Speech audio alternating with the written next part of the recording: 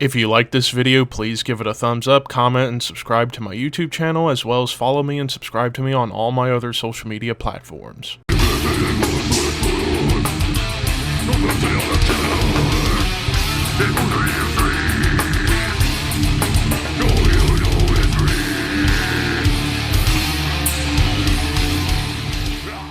What's up, Thrashers, and welcome back once again to the Thrash Maniac 99 YouTube channel, and I am back with another album review for you guys.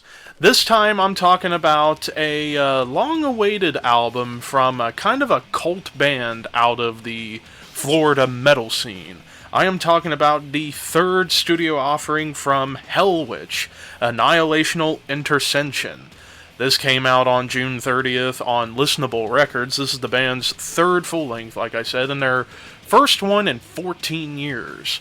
And, of course, I say this band is kind of like a cult band within, like I said, the Florida metal scene, because they started in 1984, I think under a different name, and then changed their name to Hellwitch, and their debut album in 1990... I can never pronounce that title to save my life, but yeah, they're kind of like this hybrid of like early Florida death metal and like technical thrash metal, kind of like a hybrid almost of bands like Coroner, Sadist, Atheist, maybe a little bit of Death, kind of like a hybrid of those bands that kind of felt like the Construction when it comes down to the songs. But yeah, that was their first album. Then they broke up in the late 90s, came back in the late 2000s with a second album, and now here we are with their third. So long gaps, but that's mostly down to like lineup changes and other stuff. But Pat, the lone original member of the band, who's the frontman and guitarist when it comes to vocals as well. And I got interested in checking this out because not only because of their cult status, but also I am actually pretty close friends with Pat's wife, who I call Pixie, who is Lament Butterfly here on YouTube. And she's actually a hell of a bassist, and I kind of call her my metal mama because she kind of gets me into like some stuff that I wasn't totally aware of, and we're very close friends. So if you're watching, Pixie, I know you are. Hope you're doing well. And also, for you, Pat, hope you're doing well too. But let's go over this album. So yeah, like I said, going into this, I had a little bit of like an idea of what this album was going to be like, hybrid of tech death and thrash. But we open things with, so we have Solipsistic Immortality, tapping guitars that build up atmosphere, and then you get into thrash riffage. Like, pretty much one of the big things about this album is that it has a thrash metal energy to it. Like, there's a lot of like thrash riffs, thrash beats, but they kind of, like I said, kind of intermingle that with some like early technical death metal stylings of, like I said, Atheist, Death, maybe even a little bit of like the technical thrash of like Coroner and Sadist, among other bands.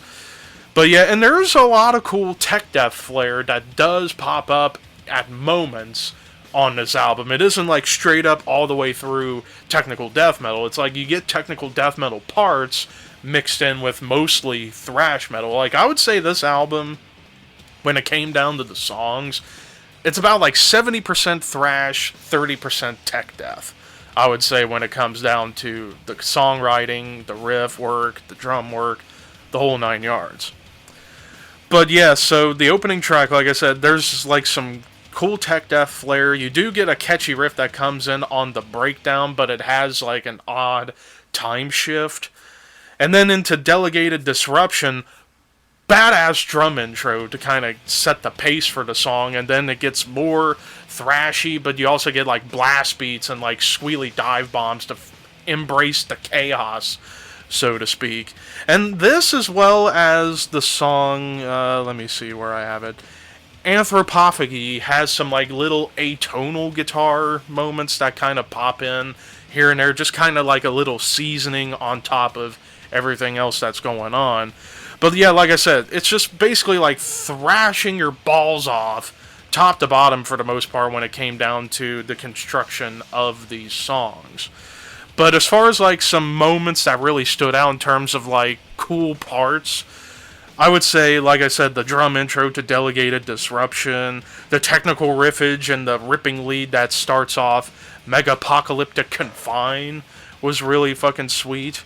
The song Hellwitch, I would say that song is probably the most tech death forward song of the album. It's not as thrashy, it's mostly like a tech death song, very much with the riffs of feeling like classic Atheist and like early 90s death kind of mixed in together. But this track, as well as Anthropophagy, has some like really cool death metal triplet chugging parts that come in that just makes you want to get into the pit and punch somebody in the fucking penis or vagina or whatever. I don't fucking know anymore. But anyways, the breakdown though on the song Hellwitch made me think of like the opening to Death's Infernal Death, which I thought that was like a really cool touch.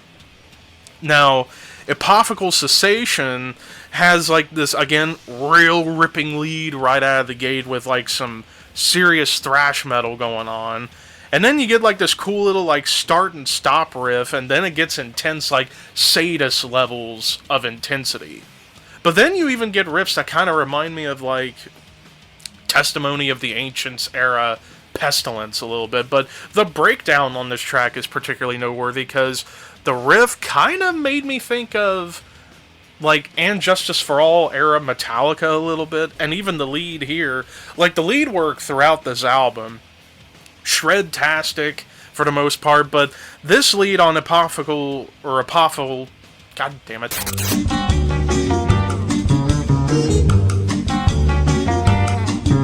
Epochal Cessation, yeah, like that lead has some cool melody going on, which, apologize for my stumbling, is just, I don't know what's wrong with me today, but yeah, cool melodies on that lead in particular. The last couple tracks, At Rest, that has a little bit more of a groovy opening, but you do get some like nasty tremolos and soothing melodies in the opening riff before it gets down into just more tech death wizardry. Like, this is another song that kind of felt more closer to tech death than thrash, and more melodies going on in the leads, but some cool like atmospherics kind of get interweaved here and there. Torture chamber, horror ambience and samples to start off before it builds up nicely and then into just mostly classic thrash, this song. But then you get another triplet chug, but here felt a lot like Morbid Angel, I would say. But the one song I really wanted to highlight is Anthropophagy, because it starts off with this like soaring tremolo melody at the beginning, then it turns into this like soothing acoustic and clean guitar part, and it builds up nicely, and then it turns rather doom metal. Like, it's slow, it's chunky, little atonal melodies like I brought up earlier, and then it gets into tech death mastery again, triplet chugs. There's even like almost an Iron Maiden gallop towards the end, as well as, like I said, those triplet chugs kind of getting interweaved, like it goes from the gallop to the triplet chugs. So yeah, there's a lot of varying songwriting on this album when it came down to like, we'll have a part that sounds thrashy, we'll have a part that's more tech death, maybe on a song we'll incorporate some doom, maybe a little groove, maybe more tremolo riffage, maybe a little atonal melody. Like, they're doing so many different things. So songwriting-wise, this track has a lot going for it. Now, the two major complaints that I have about this album, first, the production, like the mix, like in terms of everything, for the most part was balanced, although I think maybe the drums kind of overpowered the guitars and the bass, and the vocals are pretty up front in the mix. And then the second big complaint, the vocals were not great. They were solid. I'm not saying they were bad. They were actually solid vocals. It's just, at first when I heard his vocals, when he's doing like more of a thrashy, biting vocal and then these like crazy high notes, I initially was kind of put off by it, but the more I listened to the album, it kind of grew on me a little bit. It's just kind of an odd vocal style for me to hear. I'm just not used to hearing that, but it's a solid style. It's just at first I wasn't completely sold on Pat's vocals at least at the beginning of the album, but as the album progressed, I got used to the vocals. But really, the major issue I have with this album, like I said, the mix could have been tweaked. The guitar tone, I thought sounded quite thin. Like, didn't really have much crunch to it. Like, the guitars, like I said, they just sounded really, really thin. And especially in the lead tone, like, the lead tone was very thin. So, I feel like if the guitar tone was a little beefier and a little more punchy, I think this would have put this album more over the top for me.